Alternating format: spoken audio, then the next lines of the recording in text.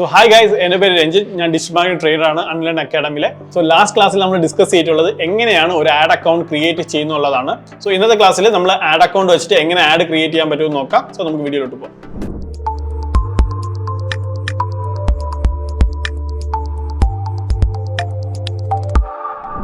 ഇതാണ് ads manager എന്നുള്ള section വരുന്നത്. നമ്മളിവിടെ ലാസ്റ്റ് ക്ലാസ്സിൽ ഒരു ആഡ് ഓൾറെഡി ക്രിയേറ്റ് ചെയ്തിട്ടുണ്ട്, ഒരു ഡെമോ എന്നുള്ള രീതിയിൽ.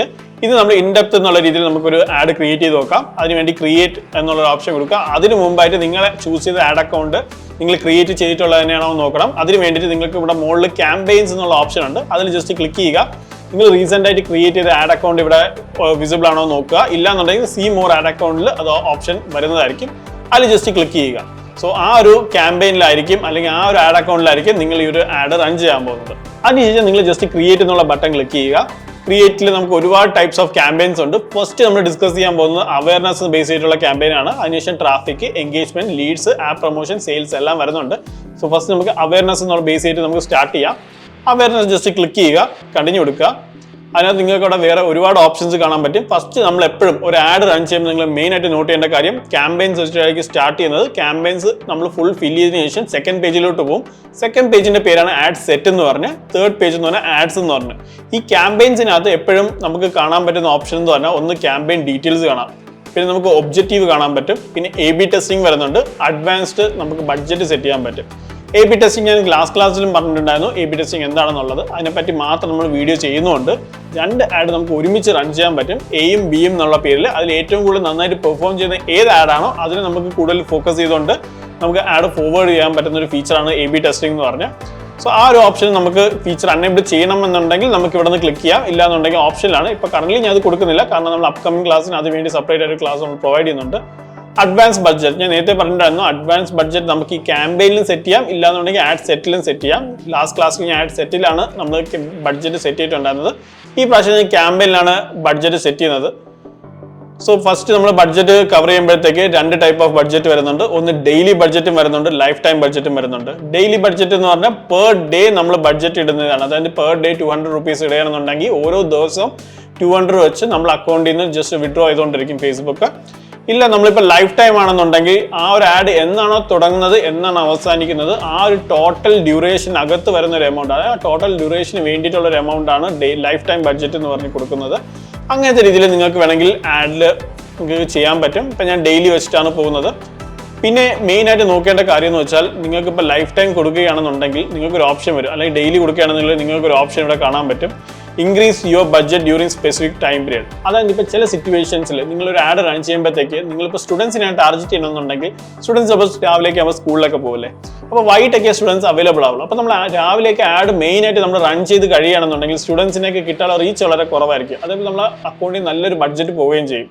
ഇങ്ങനത്തെ സിറ്റുവേഷൻസും വരാതിരിക്കാൻ വേണ്ടിയിട്ട് നമുക്ക് രാവിലത്തെ ടൈം ഒരു ചെറിയ എമൗണ്ടിലൊരു ആഡ് റൺ ചെയ്യാം, ജസ്റ്റ് ഫോർ റണ്ണിങ് പർപ്പസ്. അതേപോലെ തന്നെ വൈകിട്ടതിന് ശേഷം നമുക്കൊരു നല്ലൊരു എമൗണ്ടിൽ ആഡ് റൺ ചെയ്യാനും പറ്റും. അപ്പം മാക്സിമം സ്റ്റുഡൻസിനെ മാത്രം ടാർഗറ്റ് ചെയ്തുകൊണ്ട് നമുക്ക് ആഡ് ഫോർവേഡ് ചെയ്യാം.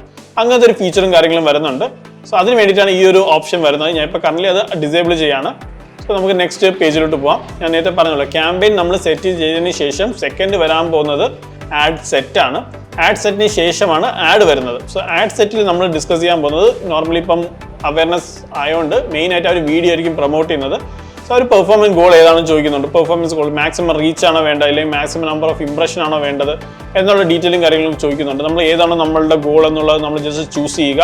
അതിനുശേഷം കുറച്ചുകൂടെ താഴോട്ട് വരുമ്പോഴത്തേക്ക് പേജ്, ഫേസ്ബുക്ക് പേജ് ക്രിയേറ്റ് ചെയ്യുക. ഏത് ഫേസ്ബുക്ക് പേജിൽ നിന്നാണ് ഈ ഒരു ആഡ് പോകേണ്ടത് എന്നുള്ളത്.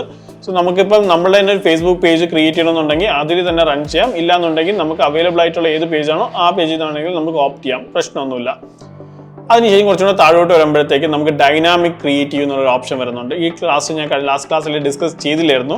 ഡൈനാമിക് ക്രിയേറ്റീവ് എന്ന് വെച്ചാൽ നമ്മളിപ്പോൾ എന്തായാലും ഹെഡിങ്ങും ഡിസ്ക്രിപ്ഷനും എല്ലാം നമ്മൾ അടുത്ത പേജിൽ കൊടുക്കാൻ പോവുകയാണ്. അങ്ങനെ കൊടുക്കുകയാണെങ്കിൽ നമുക്ക് മൾട്ടിപ്പിൾ ഡിസ്ക്രിപ്ഷനും മൾട്ടിപ്പിൾ ഹെഡിങ്ങും കൊടുക്കാം.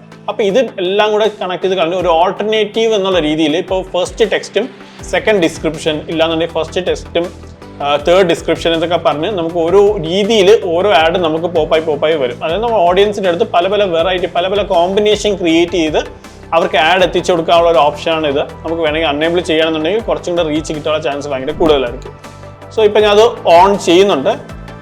കുറച്ചുകൂടെ നമ്മൾ താഴോട്ട് പോകുമ്പോൾ നമുക്ക് അവിടെ വീണ്ടും ബഡ്ജറ്റ് ആൻഡ് ഷെഡ്യൂൾ എന്ന ഓപ്ഷൻ ഉണ്ട്. പക്ഷേ ബഡ്ജറ്റ് നമുക്ക് സെറ്റ് ചെയ്യാനുള്ള ഓപ്ഷൻ വരുന്നില്ല. കാരണം നമ്മൾ അത് ഓൾറെഡി ക്യാമ്പയിനിൽ സെറ്റ് ചെയ്തുകൊണ്ട് നമ്മൾ ക്യാമ്പയിനിൽ സെറ്റ് ചെയ്തിട്ടില്ല എന്നുണ്ടെങ്കിൽ നമുക്ക് ഇവിടെ ആഡ് സെറ്റിൽ നമുക്ക് ബഡ്ജറ്റ് വീണ്ടും സെറ്റ് ചെയ്യാനുള്ള ഓപ്ഷൻ വരുന്നുണ്ട്. ഇപ്പോൾ ഞാൻ അത് ഓൾറെഡി സെറ്റ് ചെയ്തുകൊണ്ട് ഞാൻ കുറച്ചുകൂടെ താഴോട്ട് പോവുകയാണ്. പിന്നെ നമുക്ക് വരുന്ന മെയിനായിട്ട് ഓഡിയൻസ് കൺട്രോൾ. ഓഡിയൻസിൽ നമുക്ക് ഏത് ലൊക്കേഷനിൽ നിന്നുള്ള ഓഡിയൻസ് ആണ് നമുക്ക് വേണ്ടതെന്നുള്ളത്.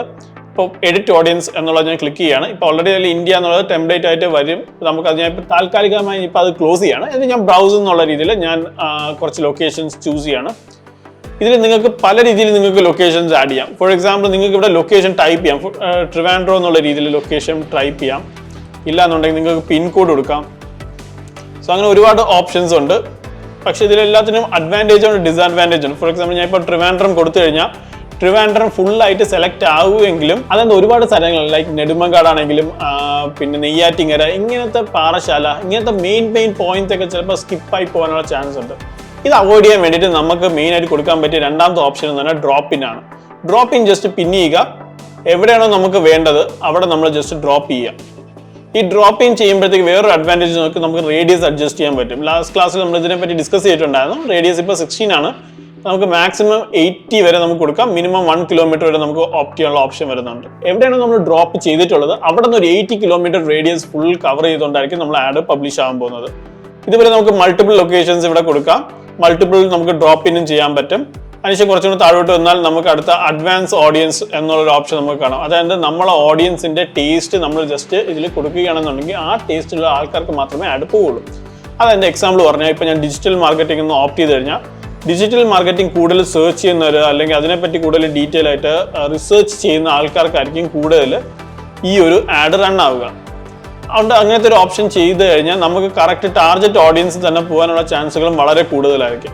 ആദ്യം അതിനുമുമ്പ് നമ്മൾ ഏജ് കൊടുക്കുക. ഏജ് ലിമിറ്റ്, അതായത് നമ്മൾ ഓഡിയൻസിന്റെ ഏജ് 18 ആണ് മിനിമം ഏജ് ലിമിറ്റ്. മാക്സിമം നമുക്ക് 65+ വരെ കൊടുക്കാം.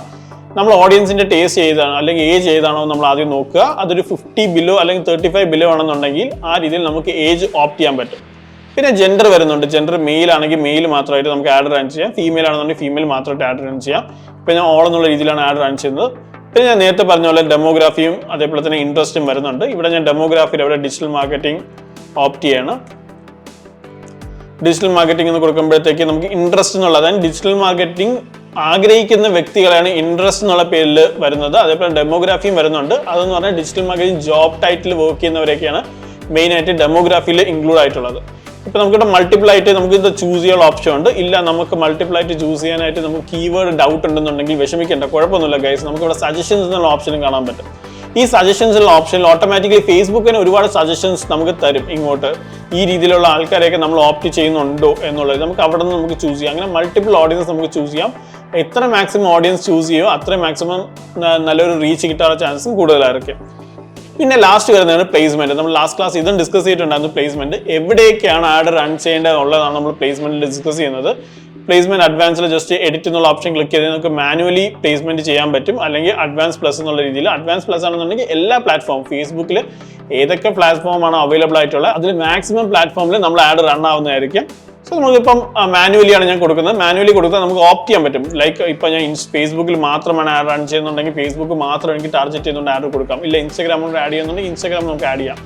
പിന്നെ താഴെ തന്നെ നമ്മൾ കുറച്ചുകൂടെ പോകുമ്പോഴത്തേക്ക് ഫേസ്ബുക്കിൽ തന്നെ ഒരുപാട് സെഷൻസ് ഉണ്ട്. ലൈക്ക് സ്റ്റോറീസിൽ ആഡ് പോകാം, ചിലപ്പോൾ ഫീഡിൽ ആഡ് പോകാം, പോസ്റ്റിൽ ആഡ് പോകാം.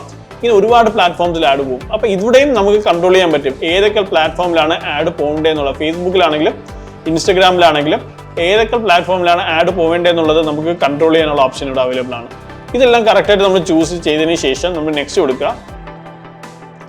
ലാസ്റ്റ് നമ്മൾ ഫില്ല് ചെയ്യാൻ പോകുന്നത് ആഡ് എന്ന് പറഞ്ഞത്. അതായത് നമ്മൾ ഫസ്റ്റ് ക്യാമ്പയിൻ സെറ്റ് ചെയ്തു. ക്യാമ്പയിനകത്ത് നമ്മൾ മെയിനായിട്ട് നോക്കി AB ടെസ്റ്റിംഗ് വരുന്നുണ്ടായിരുന്നു. ബഡ്ജറ്റ് ഓപ്ഷനിലാണ്. ബഡ്ജറ്റ് നമുക്ക് ഓപ്റ്റ് ചെയ്യണമെങ്കിൽ ഓപ്റ്റ് ചെയ്യാം. പിന്നെ ഒബ്ജക്റ്റീവ് കവർ ചെയ്യുന്നുണ്ട്. ആഡ് സെറ്റിൽ നമുക്ക് മെയിനായിട്ട് വരുന്നത് എന്ന് പറഞ്ഞാൽ ക്യാമ്പയിൻ വരുന്നുണ്ട്. അതേപോലെ തന്നെ നമ്മുടെ മെയിൻ ഒബ്ജക്റ്റീവ് കൊടുക്കാൻ പറ്റും, ഓഡിയൻസ് കൊടുക്കാൻ പറ്റും. പിന്നെ അവിടെയും ബഡ്ജറ്റ് വരുന്നുണ്ട്. നമുക്ക് വേറെ ഓഡിയൻസിന്റെ ടേസ്റ്റും കാര്യങ്ങളും പ്ലേസ്മെന്റ് ഇത്രയും കാര്യങ്ങളാണ് മെയിനായിട്ട് ആഡ് സെറ്റിൽ വരുന്നത്. ലാസ്റ്റ് ആയിട്ട് നമ്മൾ വരാൻ പോകുന്നത് ആഡ് എന്ന് പറഞ്ഞൊരു പ്ലാറ്റ്ഫോം. ആഡിൽ നമ്മൾ ഒന്നുകൂടെ അവർ റീചെക്ക് ചെയ്യുന്നുണ്ട് ഫേസ്ബുക്ക് പേജിനെയാണോ. പിന്നെ നമുക്ക് ഇൻസ്റ്റാഗ്രാം അക്കൗണ്ട് നമുക്ക് അവിടെ ഓപ്റ്റ് ചെയ്യാം.